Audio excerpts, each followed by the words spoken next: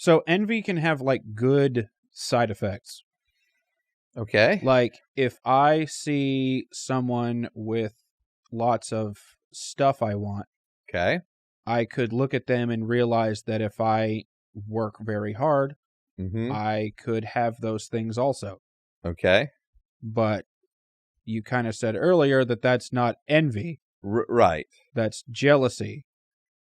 Yeah. Or I don't know. Like, I think if I look at someone and I see what they have, Mm-hmm. and it inspires me to go then and work towards something. Mm-hmm. I don't know if that's envy or jealousy. Okay. I think that's just I'm seeing what they have, and that's inspiring me to work harder, or inspiring me to go back to school, or inspiring me to learn a new trade or a new craft or a new skill. Like, I think those are like that's like I'm being inspired to do that by watching and observing someone else.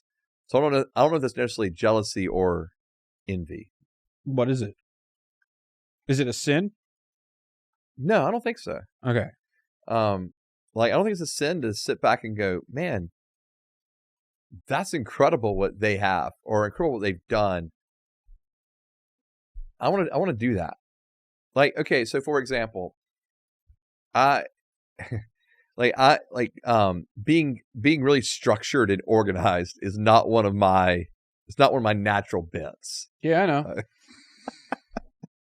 No, it's just not. And so I'm not naturally structured, not naturally organized. I tend to just, I don't want to say, I don't fly by the seat of my pants. I have a very, what I would call a loose schedule that I work with. But there's another pastor in town, and he's very structured with his days. And it's one of the things that is actually like, I'm inspired by it as I've watched it from kind of afar. And so I actually met with him earlier this week, and I said, how do you structure your week? How do you go about doing that? What does it look like for you? So he kind of walked me through each day of his week. Mm-hmm. And so what I'm doing is taking some of those things. And then you stabbed him and took his calendar. Bingo. But this is my schedule now.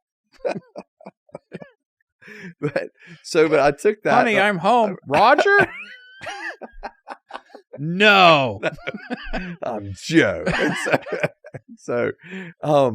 But but I've taken, like, I've been inspired by it, and I see how well it has worked for him over the long haul.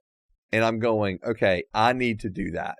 Mm-hmm. And so, like, I am building in a more structured schedule in my life, not because I was envious of him, but because I was inspired by it, and I saw what I would say is like a sense of peace in his days because of the way of how structured he is.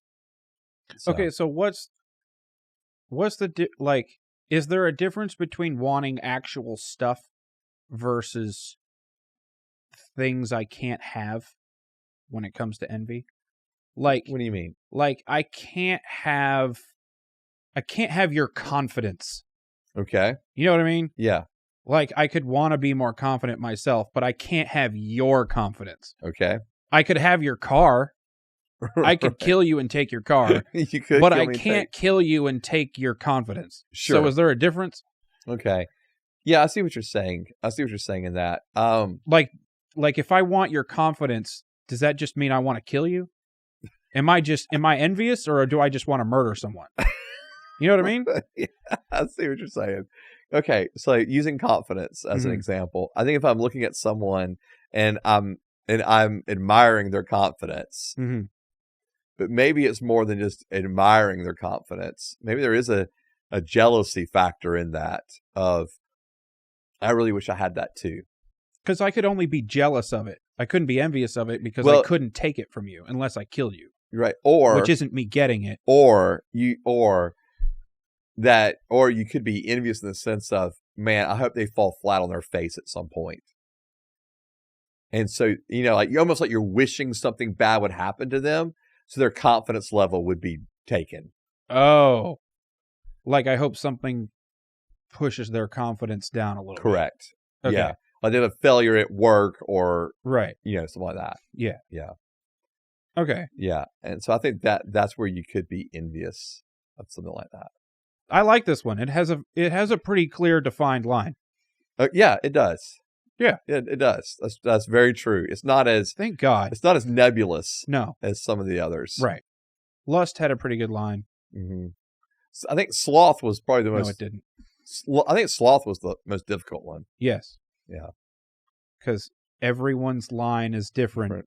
And then even it's hard to figure it out then. Agreed.